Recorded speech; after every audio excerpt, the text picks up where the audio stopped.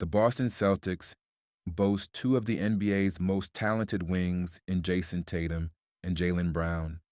But for all their accolades and all-star appearances, their performances in the clutch have been called into question after back-to-back playoff losses to the New York Knicks. In both games, neither Tatum nor Brown was able to get a clean shot off in the final possessions, critical moments that have now put the Celtics in a dangerous 0-2 hole. What's made the difference? The Knicks defense, led by Mikal Bridges, has risen to the occasion. In Game 1, Bridges made the key stop on Brown. In Game 2, it was Tatum's turn to be denied by the same defender. These are precisely the kinds of impact plays that justify the Knicks' aggressive moves at the trade deadline, where they gave up a haul of first-round picks to bring in players like Bridges.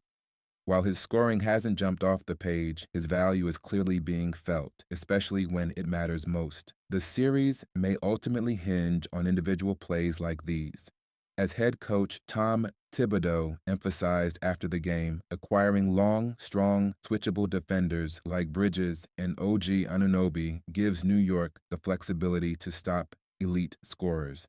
They may never make an All-NBA team, but their contributions in late-game situations are the stuff winning basketball is made of. Boston's offensive collapse in the final periods of both games has been glaring. In the fourth quarters combined, the Celtics are shooting just 26% from inside the arc, 5 of 19, and a dismal 15% from 3, 4 of 26. They've been outscored 55-33 in those quarters. Across the series, Boston is 25 of 100 from three-point range, including a brutal 15 of 60, showing in Game 1 and 10 of 40 in Game 2. Jayson Tatum has struggled the most. He's shooting just 12 of 42 from the field overall, 28.6%, and a poor 5 of 20 from beyond the arc, 25%. Most troubling, he couldn't get a shot off in the final seconds of Game 2, again thanks to Bridges' smothering defense. Now, with Game 3 set for Saturday at Madison Square Garden, the Celtics find themselves slight 5.5-point favorites despite trailing in the series. Odds makers still view the series as a toss-up, with betting lines at FanDuel listing the Knicks at -110 to advance and the Celtics at -106, a virtual coin flip. That betting confidence in Boston stems from the fact that they've held 20-point leads in both games. On paper, they've looked like the better team for large stretches. But basketball games aren't won in the second quarter, they're won in the fourth. And the Celtics haven't delivered when it's mattered most. It's now a math problem. Down 0-2, Boston must win 4 of the remaining 5 games to take the series.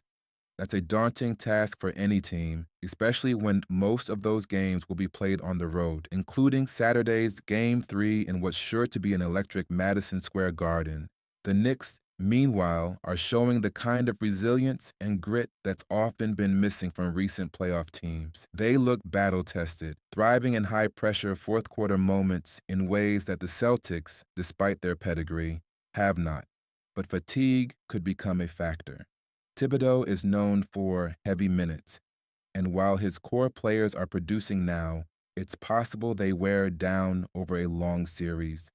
That's part of what's keeping this matchup so close in the eyes of odds makers and analysts alike.